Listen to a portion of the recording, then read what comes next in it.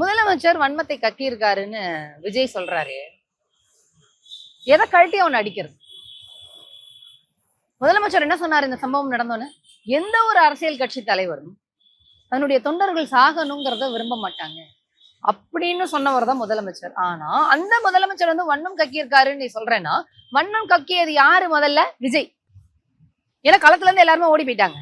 3வது நாள் வந்து வீடியோ போட்ட விஜய் என்ன சொல்றாரு? கரூரில் மட்டும்தான் இப்படி நடந்தது. போய் தானே சொல்ற நீ, அவதூறு தானே பரப்புற நீ. உன் கட்சியோட அட்வொகேட் தானே அவங்க சொன்னாங்க கோர்ட்டு வாசல்ல வேற எங்கேயோ இருந்த டெட் பாடி எல்லாம் தூக்கிட்டு வந்து இந்த கூட்டத்தில் நடந்த டெட் பாடி மாதிரி வச்சிருக்கலாம் இல்லையா அப்படின்னு சொன்னது அவங்க தானே, அசிங்கப்படுத்தினது அவங்க தானே. யார் வன்மத்தை கக்கினது? நாங்கெல்லாம் வந்து குழந்தைங்களோட வராதுன்னு சொன்னோமே அப்படின்னு சொன்னது யாரு?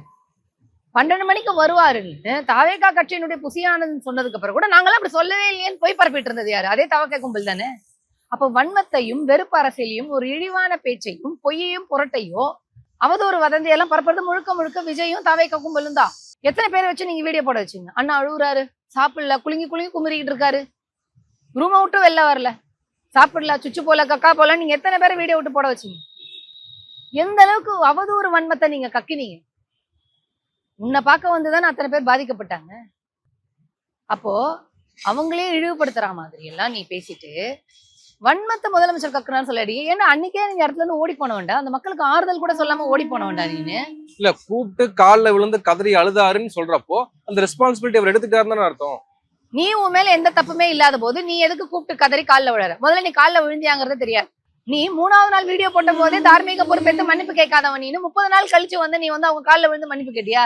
ஒண்ணு, கரூர்ல நாங்க எதுவுமே பண்ணல, எந்த தப்பும் பண்ணலன்னு சொல்ற, ஏன் மன்னிப்பு கேட்ட? ஒண்ணு, நீ மன்னிப்பு கேட்டியாங்கிறதுக்கும் ஆதாரம் கிடையாது. ஏன்னா அதுக்கு முன்னாடி நீ வெளியிட்ட வீடியோல ஆகட்டும் இருக்கும், அறிக்கையில் ஆகட்டும், நீ நான் மன்னிப்பு கேட்கிறேன் பொறுப்பேற்றுக்கிறேன்னு நீ சொல்லவே இல்லை. அப்போ 4 அறைக்குள்ள வந்து 4 செவத்துக்குள்ள நான் மன்னிப்பு கேட்டேங்கிறத நீ எப்படி நம்ப முடியும்?